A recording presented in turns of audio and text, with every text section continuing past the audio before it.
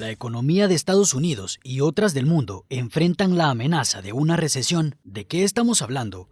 Veamos esta figura en la que subimos a una montaña y luego bajamos a una llanura. Este valle sería como la recesión y no sabemos cuándo volveremos a subir otra montaña. La recesión es un decrecimiento en las actividades económicas en general, un ciclo que puede ser pasajero, pero de graves consecuencias porque hay poca producción, menos empleos, suben los intereses y todo es más caro.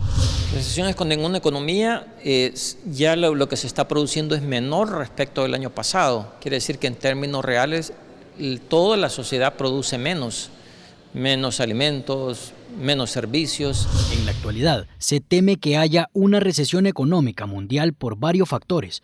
La producción en naciones industrializadas no se ha recuperado desde el cierre económico en 2020, cuando inició la pandemia. La crisis de los contenedores, que en 2020 quedaron varados en diversos puertos del mundo, la inflación que golpea a economías fuertes como Estados Unidos y más recientemente las sanciones económicas a Rusia por invadir Ucrania. Y es que Rusia es un gran productor de petróleo, gas, acero, trigo y fertilizantes. Actualmente es porque tenemos una tormenta perfecta entre varios factores alrededor del mundo. Tenemos primero el conflicto de Ucrania y Rusia, que por las medidas económicas y por el mismo hecho de que al haber un conflicto en una de las zonas que produce más trigo, por ejemplo, que produce más petróleo, eso hace que la economía mundial se vea afectada. En una recesión, cae la inversión, baja el consumo, se reduce la producción, sube el desempleo, entre otros efectos. Pero ¿cómo se deben preparar los ciudadanos y los gobiernos para enfrentar este ciclo económico?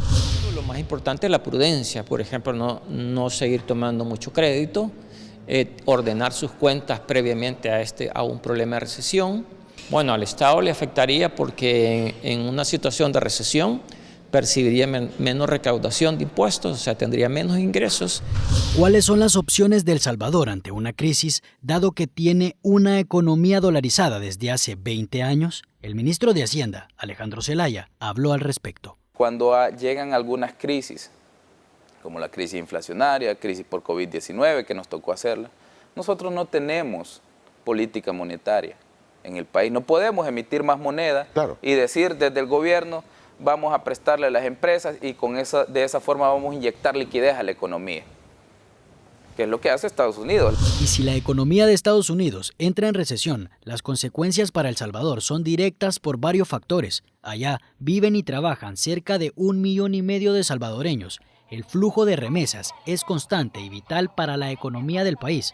En 2021 ingresaron 7.517 millones en remesas, una cifra superior al presupuesto general de la nación en 2021, que fue de 7.456 millones de dólares. Si hay una recesión en Estados Unidos, normalmente uno de los sectores que se ve más afectado es el sector construcción, que es el que más empleo latino genera. Y por ende, empleo latino me refiero al empleo que tienen nuestros hermanos salvadoreños. Entonces, eso, al haber más desempleo en Estados Unidos, implica que el flujo de remesas baja. Igualmente, como hay una inflación bastante alta en Estados Unidos actualmente, eso significa que a su familia en Estados Unidos le cuesta un poco más el costo de vida allá. Con imágenes de Oswaldo Marquina y edición de Guillermo González, para el noticiero Diego Valenzuela.